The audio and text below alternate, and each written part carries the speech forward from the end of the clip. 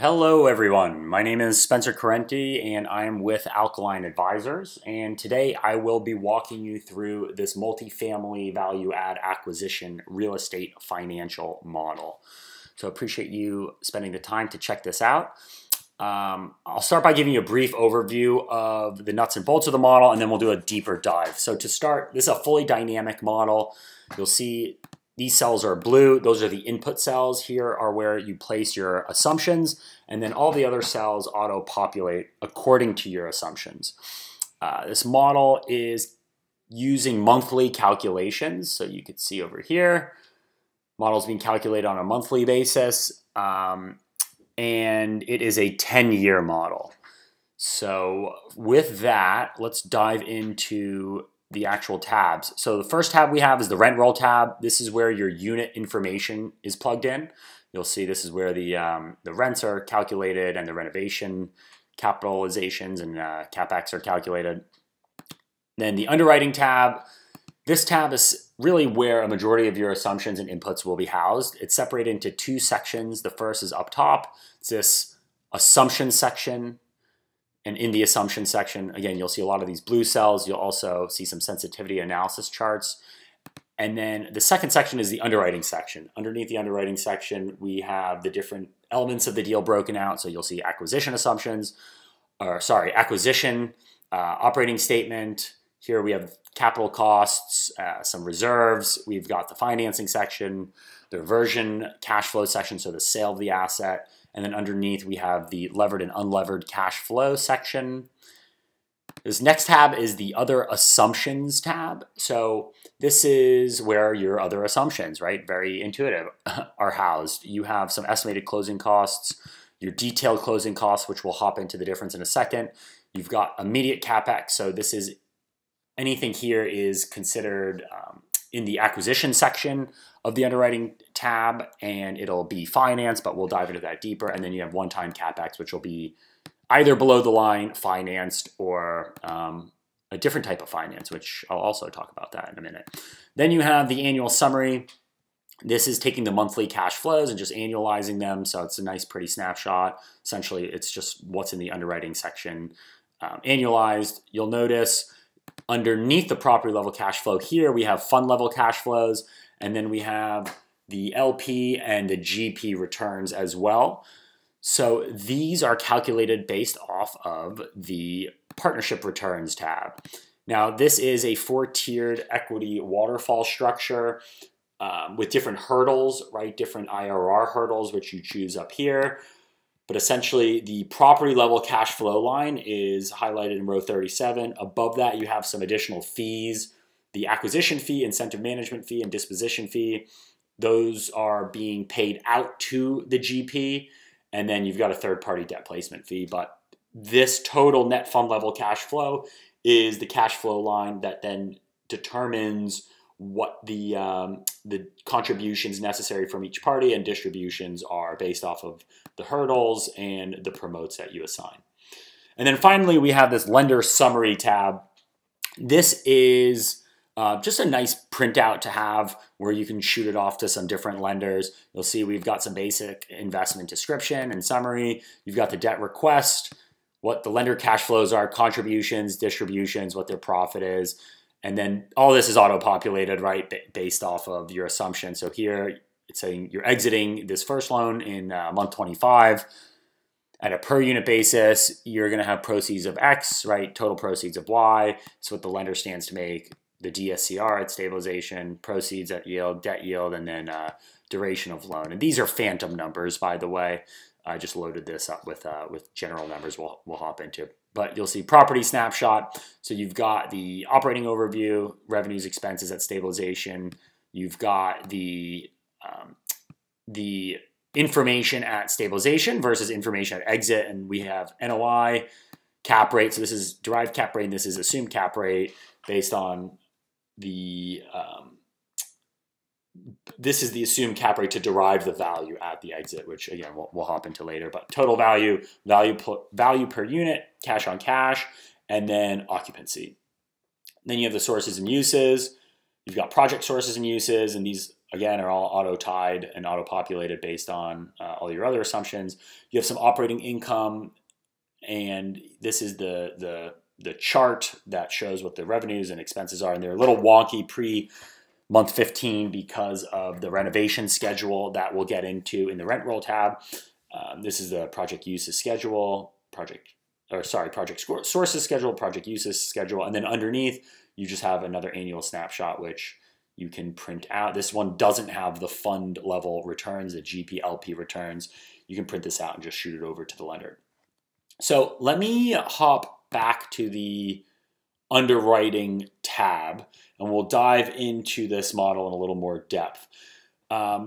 You'll notice on the left-hand side, we have some general project overview information. Some of this is populated into the lender summary and some of it is used just for your own basis, right? The project pops up there if you change this. Again, just ease of use and illustrative purposes. But then you have sources and uses over here. You have the financing assumptions down below here. To the left, you've got the acquisition loan assumptions. To the right, you have the permanent debt loan assumptions. You could, if you don't have any refinancing going on, you can toggle this to no. And then essentially you're paying off the first debt when you sell the asset. So here you're assuming month 60 sale. So you'll see payoff date here is month 60. You have some other assumptions over here. So this is where you have your purchase price, your purchase date. So the model runs off of the last day in any given month. So if you say that you're acquiring the asset on 9/28/22, you'll just notice year 0 times 0 starts at 9/30/2022. And that first period, that first month will be the last day of the next month. So October 31st, 2022. Underneath, it shows you what the going in cap is based on just the purchase price and this NOI number, which is kind of back of the envelope, kind of not, but it allows you to back into it based off what the NOI is of the asset when you acquire it. So it just takes into account the in-place gross potential rent, which really is, let's just go to the rent roll. It's just this, this total in place. What is this? We can sum this up, but it's 66,500 multiplied by 12. It's at 66,500 multiplied by 12. And then you're just taking out whatever vacancy factor you're hitting it with to get the total rental income. You can add in some other income, it's giving you the effective gross income. And then finally, you can kind of back into the expense ratio to take out the expenses and leave you with the NOI. So that is what's deriving this going in cap rate based on the purchase price, which is also right here, the net purchase price showing you dollar per unit cap rate. Underneath, you have the closing costs. So right now, we have estimated closing cost toggled at 1.55%, but you could change this to detailed closing costs, right? It'll switch up the numbers on you. Change this back to estimated closing costs, make it a little more realistic in terms of percentage-wise, but that's tied to the other assumptions. So you can dial in all of your closing costs, but if you're just doing some back-of-the-envelope assumptions, you can plug in information here, pre-purchase sales agreement and post-purchase sales agreement. Let's go back to the underwriting tab. You dial in your broker fee, and then finally you have your immediate CapEx. So the immediate CapEx, you'll notice it's, let's actually set this capitalized to reserves for the time being.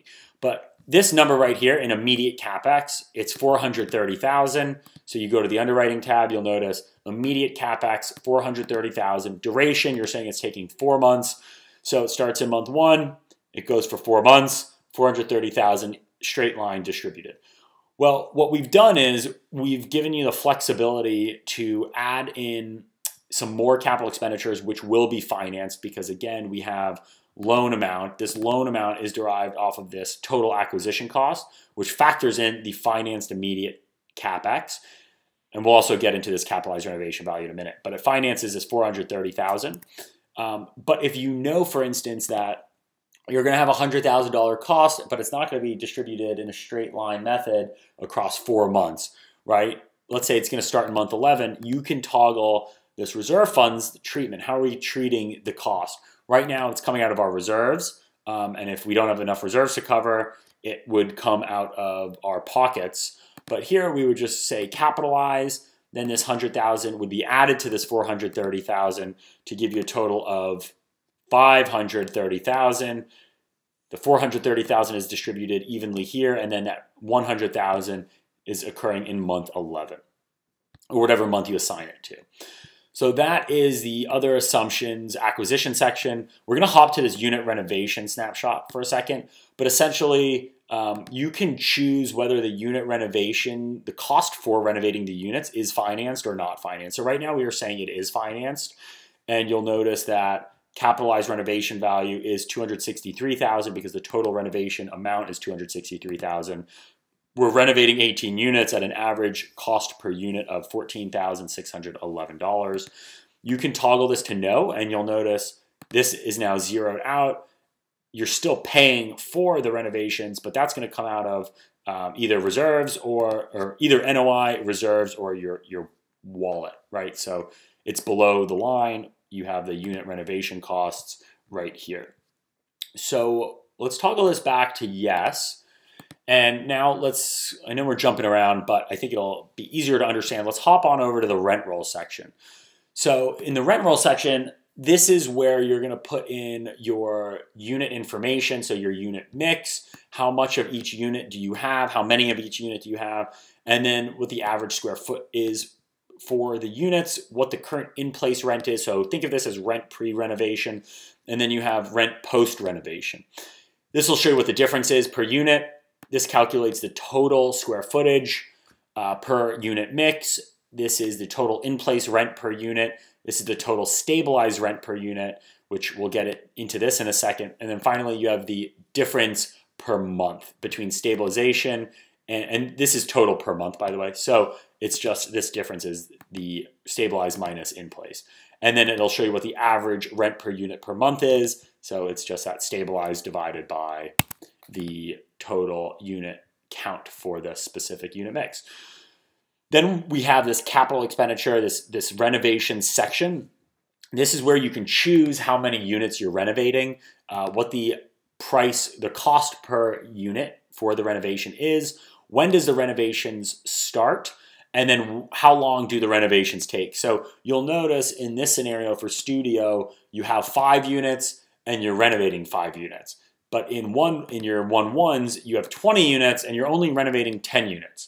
So that is where the difference lies between the difference in month, right? So the total stabilized rent per month. In this scenario, you're saying that we're going from 100% unstable or 100% unrenovated to 100% renovated. Here, you're going from 100% unrenovated to only 50% renovated. 50% is still remaining unrenovated. And all of these figures are going to determine the calculations down below, which we'll jump into in one moment. I just want to also highlight the fact that you have rent growth broken out annually. So you have annual assumptions per the rent growths and also the vacancy and loss factor. So bad debt and vacancy, and this is tied into the underwriting assumptions or the underwriting tab, but this is tied into the growth at the market the market rent growth at no renovation versus renovation. So you'll see if we expand these for the studios, we start at 1,500, and for the studios here, we start at 1,750, and then it's growing every month, but at that 4% annual rate. So it's compounding monthly. But here, right, 1,750, 500, you're starting at, 1,750, 1,500, here you're starting at 1,500, and then post-reno is 1,750, and this is just really showing you those charts down below are helping us calculate what is the actual trended rent roll that we're using based on the renovation schedule. When are we incurring the costs of each renovation, and when are the units offline, right? For the studio, because we're renovating 100% of the units, we're actually not generating any rent on those units when they're offline for 6 months, starting in month 2, ending in month 7, right? So you'll see nothing here, but we come back online at that, let's see, right here, at that renovation market rent per unit rate. But because we have 5 units, you have to take this, multiply it by 5, and you're at that 8986 figure. You come up here, right here, you're at 8986. But over here, these are blended between non-renovated and renovated because you're not renovating 100%. Okay, so that is the rent roll section. And with that renovation cost, right, the CapEx schedule, that is what's tied to either the capitalized renovation values here when you're financing them, or when it's not being financed, it's below the line. All right, so that's the renovation section and the rent roll section, unit mix section. Let's hop into the operation section.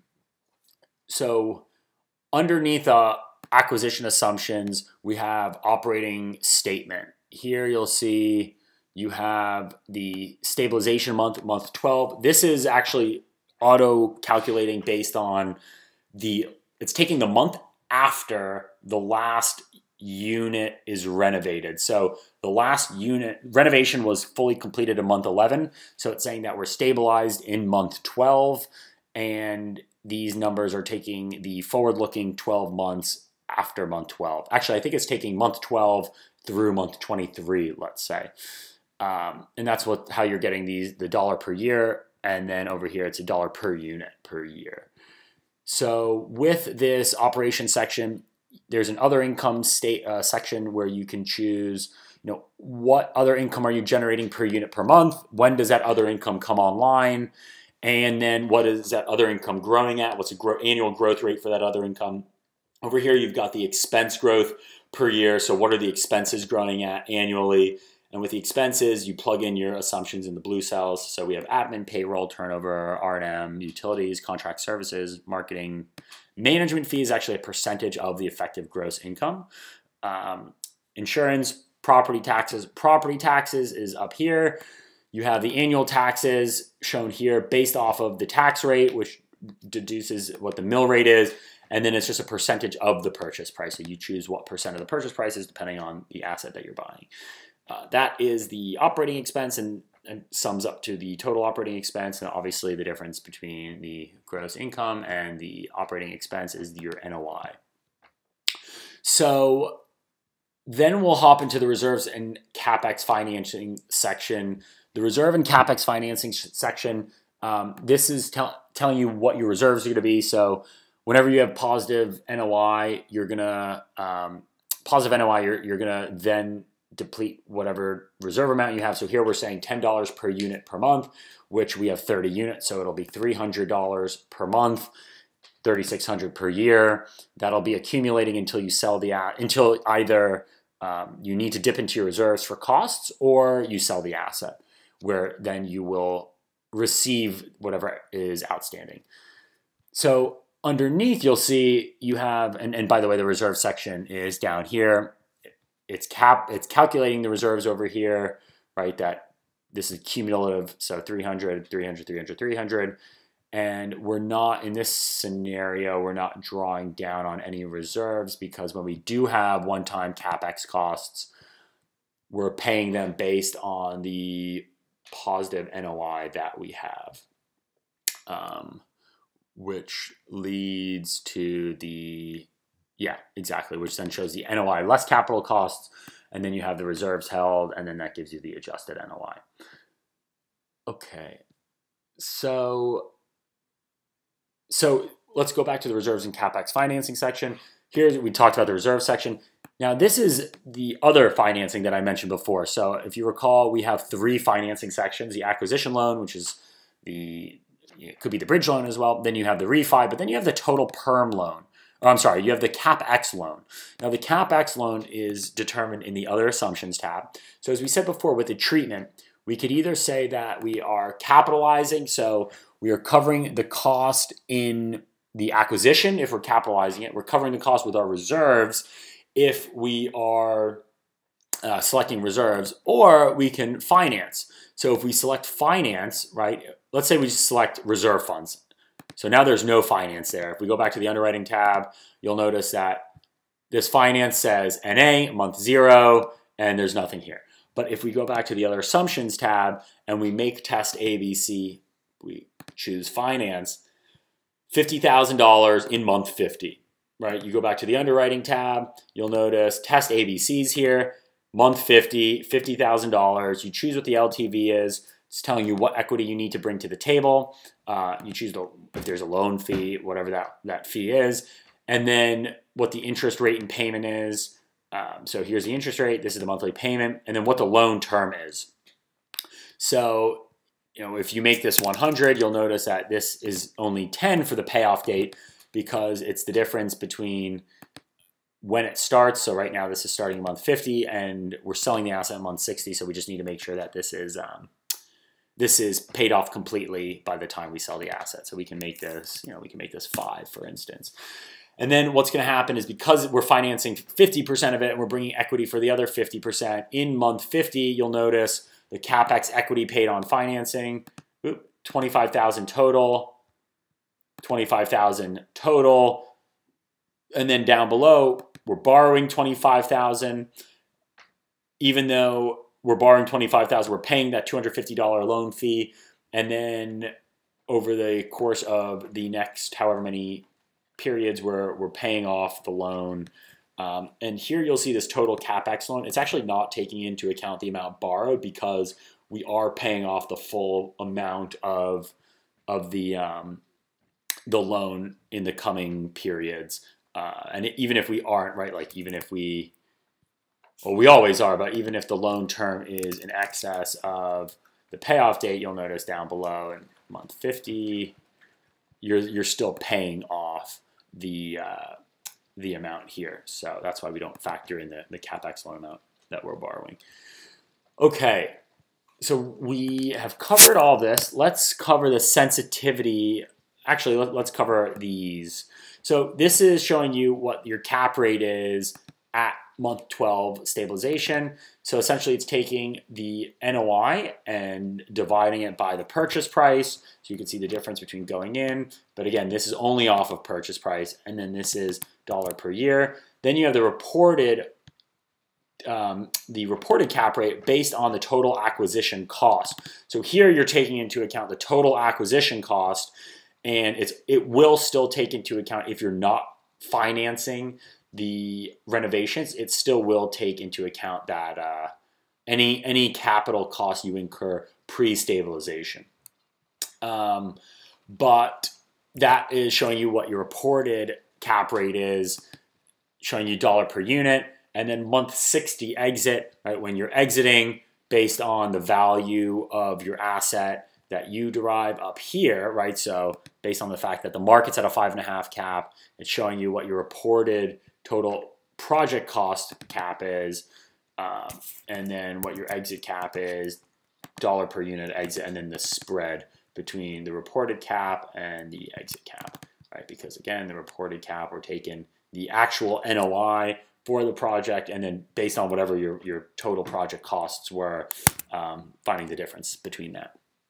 So all of these calculations sum up into 2 line items. The first is the net unlevered cash flow line. The second is the levered cash flow, right? Levered with debt, net unlevered without debt. Underneath that, we've got cash on cash returns, debt service coverage ratio, and then we have this levered IRR, income slash cash flow, and residual slash refi. So this row 122 just breaks out what the cash flows are at the refi and at the sale of the asset. So you'll see, this number will always equal this net levered cash flow, right? 7.475, 7.475. But this is just showing you, where the capital comes in to play. All right, next we're gonna talk about the sensitivity analysis charts. The way that these work, you'll see we have detailed instructions down below. The yellow cells are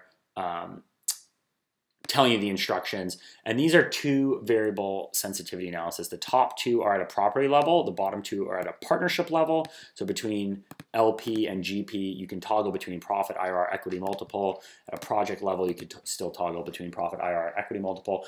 But the 2 on the left are factoring in the 2 variables on the left are the sales month and the exit cap, and the 2 variables on the right are the purchase price and the exit cap. So the way that you use these aren't operating, these aren't accurate right now because these are red, right? And we know that. So if return cell is red, you want to update the inputs. and data tables. And to do that, you have to go to formulas, calculation options, and toggle automatic. But before we do that, we need to make sure that the exit cap here matches the actual exit cap we use, and we cannot just tie this cell to that cell. We have to set this automatically. So 5.5, 5.5, those are set. We're selling in month 60 and 60. Over here, we have 9 million, 9 million, 5.5, 5.5, right? 9 million, perfect. So the reason why here, so now we're gonna go to, I'll explain the reason in a second, but we have to go to, because these are red, we'll go to formulas, calculation options, we'll change that to automatic, and now the Excel is iterating all of the options to give us the right information. So this takes time in Excel, and this is the reason why we can't just tie the cap rate assumption here to whatever our actual cap rate is. We need to make this manual, because essentially Excel is auto-calculating the figures based off of whatever these assumptions are. And if we tied this to the actual assumption, there would be a circular reference. But I operate with the model in automatic except for data tables, because then if you are always operating in automatic, every time you make an adjustment, you'll have to run through these iterations and these calculations. But once it's fully calculated, you'll see the red goes away, the yellow goes away. We're going to turn this back to automatic except for data tables. And now you have accurate figures, and you can see how your IRR differs. If you want to toggle, let's say GP profit, you'll click GP profit. It's red. Why is it red? That's because we need to run the data tables. We're running the data tables again. We just toggle that to automatic based on the instructions. And it's toggling. It'll take a couple more seconds, but once this toggles, right, so we're good to go. Oop, not quite, almost.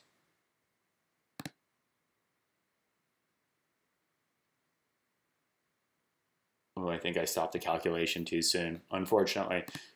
There we go. Not quite. It will continue updating.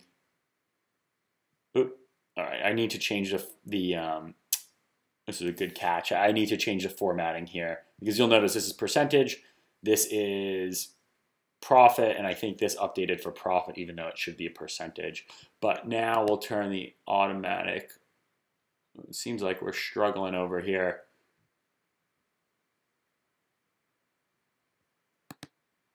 I'll have to check this out, why it's not necessarily working. Too many iterations, maybe too many charts. Okay, I'm gonna turn this off for the time being. Oh, we are good. Look at that. So now you'll see over here, this is the profit and how the profit differs depending on how long you hold and at what cap rate. So yeah, the only thing I guess I have to do here is just make sure the formula or the formatting updates automatically. And that's pretty much it for the model. You'll see, I know we already spoke about all the other assumptions. The annual summary is just a snapshot of the cash flows, but at an annual basis, not a monthly basis. And I told you about the fund level cash flows. This is, again, this is calculating the fund level. Over here, it's the limited partner distributions and the general partner distributions. Partnership returns, right? This is the four-tiered equity waterfall structure. I guess I can quickly go over how this works. But essentially, you choose the IRR hurdle and then the distribution. So this is pari passu, meaning that because the GP is putting in 5% of the equity and the LP is also putting in 95% of the equity, every dollar that comes back to the project, or I guess the fund, before the LP hits 8% IRR, those dollars will be distributed 5 cents to the general partner, 95 cents to the limited partner. When the LP receives between 8% IRR and 12% IRR, the LP will receive, there's a 20% promote to the GP. So the GP will receive 24 cents on the dollar in terms of the distribution because they brought in 5% of the equity, and the LP will receive 76 cents on the dollar. Then between 12 and 16% IRR, the promote here we have set at 30, so the distribution is 33.5, 66.5, and then anything that the LP receives north of 16% IRR will be distributed 52% to the LP or to the GP, 47.5 to the LP, and you could change these promotes, the hurdles, and that will update what the ultimate distributions are to the two parties. You'll see this error check's in place. This is just the profit distribute, or the net before tax cash flow, which is the net fund level cash flow. And then you have the profit distribution. So what does the LP and the GP get, just to make sure that the calculations in the equity waterfall operated correctly. And then we've got the sponsor fees, because these are essentially what we took out beforehand. So over here, we just want to make sure that this number equals this number plus this number, which again would be profit distribution minus the profit distribution minus the sponsor fees, because we took the sponsor fees out of here, we have to take the sponsor fees out of there, and it works. So it says okay. And then back to the lender summary very quickly. Now you put in your photo, but everything else is auto-populated, and yeah, that is the multifamily value add acquisition model. And if you don't want it, I mean, a little late for this, right? But obviously if you don't want it to be value add, you could just set the in-place rent and the post-renovation rent the same and say you're not renovating any units.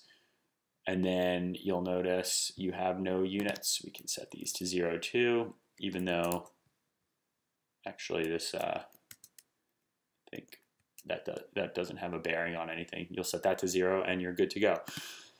So I appreciate your time, and you'll notice now these are red, right? These are red because we changed some of the assumptions, right? We changed all the rent rolls in terms of the CapEx, which means that the IRR is going to change, which means you have to refresh the sensitivity analysis. So I would recommend you just mess with the sensitivity tables once you know everything's good to go and you're looking for final numbers. So with that, I appreciate your time. Please feel free to reach out if you have any questions or comments, or if you see something you need additional clarification on. And I look forward to hopefully meeting you at some point in the future. But with that, thanks again for your time and have a great rest of your day.